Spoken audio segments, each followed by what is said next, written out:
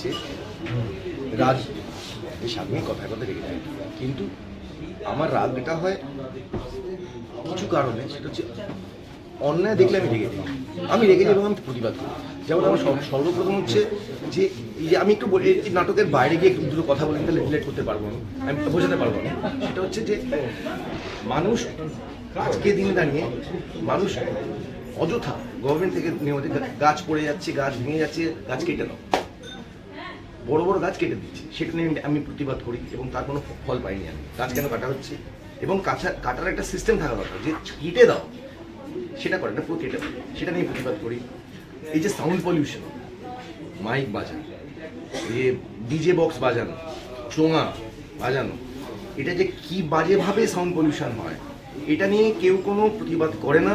এটা নিয়ে কোনো সরকারই এটা নিয়ে কোনো ইয়ে করেনি, মানে এর সুরাহা করেও না। এটা নিয়ে আমার সাথে প্রচুর লোকের ঝামেলা। যেখানে জুড়ে সে যেই আসুক, সে যে কোনো গভর্নমেন্টই থাকুক, তাদের নিয়ম করে দেওয়া উচিত যে এত ডিসিবেলে বেশিতে এই আওয়াজটা হবে না, এটা বন্ধ হবে এবং একটা পার্টিকুলার টাইম থাকবে না। আজকে রাত্রি 1টা বাজছে, 2টা বাজছে, জোরে ডিজে বক্স বাজছে, জোরে চোঙা বাজছে, সেটা বন্ধ হওয়া উচিত। এইগুলো আমি প্রতি আমি রেগে যাই। এই জন্য অনেক বন্ধু বান্ধব আমাকে বলে, তুই তো এখানে অভিনয় করতে আসিস, তুই বিপ্লব করতে এসেছিস, তুই বিপ্লব। এইটাও শুনতে হয়েছে। এবার আসছে আমি নাটকের জায়গায়, সেখানে হচ্ছে যে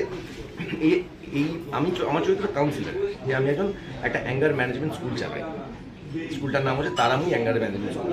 এখানে যারা অ্যাঙ্গার ইস্যুস নিয়ে আসে তাদের আমি ট্রিটমেন্ট করাই। অথচ দেখা যাচ্ছে যে আমি নিজে একজন রাগী মানুষ। এবার সাগ্নিকের রাগ আর এই কাউন্সিলের রাগের মধ্যে পার্থক্য। আর এই কাউন্সিলর কেন রেগে যায়?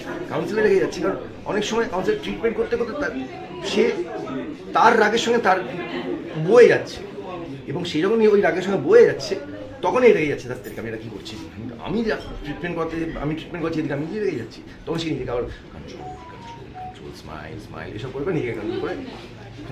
এই কাউন্সিলের রাগের সঙ্গে আমার রাগের কোনো মিল নেই।